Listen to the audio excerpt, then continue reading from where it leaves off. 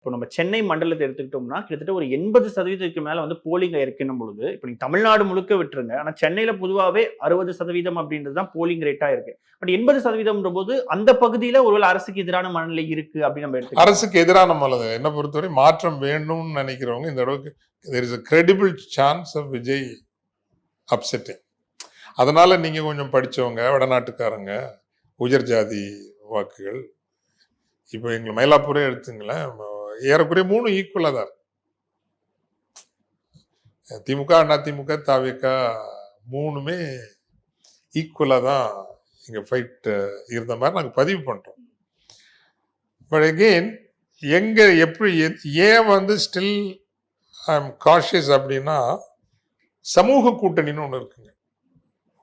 அந்த சமூக கூட்டணி தான் ஒரு தொகுப்பு தொகுதிகளை முடிவு பண்ணும்.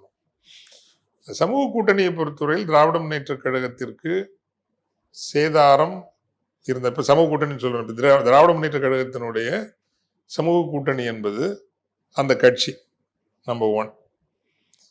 ஒரு நாளும் கட்சிக்காரங்க என்னதான் தலைவரையும் குடும்பத்தையும் லோக்கல் மினிஸ்டரையும் மாவட்ட செயலாளரையும் திட்டினாலும் அந்த மெஷினுக்கு போறப்ப உதயசூரியனை தாண்டி ஓட்டு போட மாட்டான். இது அதிமுகவுக்கும் பொருந்தும், திமுகவுக்கும் பொருந்தும்.